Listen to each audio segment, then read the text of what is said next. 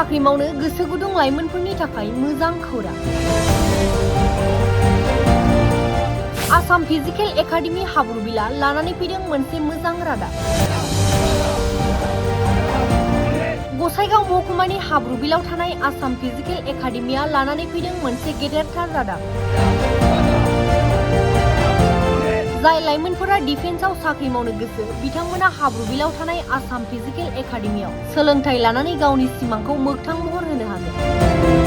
बे एकाडेमियाव खम बेसेनावनो मोजां जानाय आदार आरो थानाय सुबिदाजों लोगोसे देहायारि आरो लिरनाय फरायनायनि थाखाय मोजां फोरोंगिरिफोरनि फोरोंथायनि सुबिदाखौ मोननो हागोन। बेनिखायनो लाइमोनफोरा न'आव ओरैनो थायालासे आसाम फिजिकेल एकाडेमि हाब्रुबिलाव सोलोंथाइ लानो थाखाय 9685494924 नैबे मबाइल नम्बराव खौरां लानो हागोन आरो गावखौ डिफेन्सआव साख्रि मावनो थाखाय साखाफारा खालामनो हागोन। गिबियावनो आं आसाम फिजिकेल एकाडेमि हाब्रुबिल जानानै आंनि अननाय आरो मोजां मोननायखौ जासिहरनाय थाबाय। लोगोसे दिनै नोंथांमोननि जे कुइसन्स बे आसाम फिजिकेल एकाडेमिखौ माबोरैहाय गायसनखो बा मा आइडिया फैना गायसनखो, बे आइडिया फैनायनि मेन जाहोना बेनो जोंनि जे इयुथ्सफोर दा बिथांमोनखौ जों नुदों, दा बिथांमोना मोनसे गालार डाइरेक्सनाव थांदों, मोनसे मोजां प्लेटफर्म मोनाखै। दा बेफोरबायदि प्लेटफर्मखौ जोङो दिनै फसंथांदों। बे फसंथाइनि गेजेरजों दिनै गोबां स्टुडेन्टफ्रा दिनै साक्सेस जाबोदों। गाज्रि डाइरेक्सनाव थांनाया बन्द जादों। जाय ड्राग्सआव जौ जुवा बायदिसिनाबो एडिक्टेड जानानै गावनि लाइफखौ बरबाद खालामदोंमोन। मबाइलफ्राव बिजि जानानै बाइकार्सफोर जानानै दा बेफोरखौ जोङो होबथानो थाखाय जोङो बे जिसु एकाडेमिखौ बानायदों। गोबां गथ'फोर सेलेक्ट जादों। जोङो खुगाजों बुंनानैल' माखासे जिनिसखौ फोजोबनो हाया। जों बिथांमोनखौ एंगेजआव दोनदों। एंगेजआव दोननानै मोनसे रिसर्स बानायना होदों। दिनै बिथांमोना सेलेक्सन जादों, आर्मि पुलिस जानो हादों, दिनै देरहासार जाबोदों।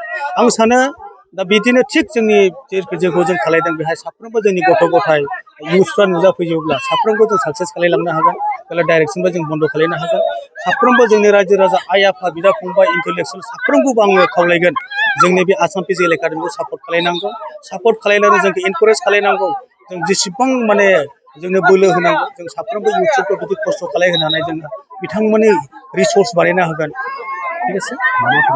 दा जोंनाव बेहाय जोङो रिटेन फिजिकेल गासिबो फोरोंनाय जायो।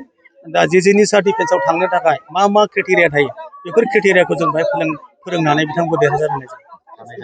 दा थानाय जानाया जोंनाव खुनु उसुबिदा गैया। जोंनाव हस्टेल दंजोबखायो, पिजि दङ। बेहाय थानानै जानानै आरामसे नोङो रिटेन फिजिकेल गासिबो खालामजोबनो हायो। लकेसना जाहैबाय गसाइगाव साब डिभिजन, डिस्ट्रिक्ट क'क्राझार, बिलकुल गसाइगाव हाब्रुबिलावनो। जेराव जोंनाव सुबिदा होनोब्ला हस्पिटाल नांजाबनाय, खाथियाव नोङो रेल स्टेसन दङ, खाथियाव जोंना टाउन दङ, खाथियाव जोंना 4 लाइन दं। गासिबो नांजाबजोबखानाय, खुनु प्रब्लेम गैया। थांलाय फैलाय हान्था मेलानि थाखाय खुनु प्रब्लेम गैया। आरामसे फैनो हागोन, आराम थानानै गावनि लाइफखौ दाना लानो हागोन। दा कन्टेक्ट खालामनो थाखाय जोंनाव दं आसाम फिजिकेल एकाडेमि अफिसियेल हाब्रुबिल होननाय मोनसे फेसबुक पेज।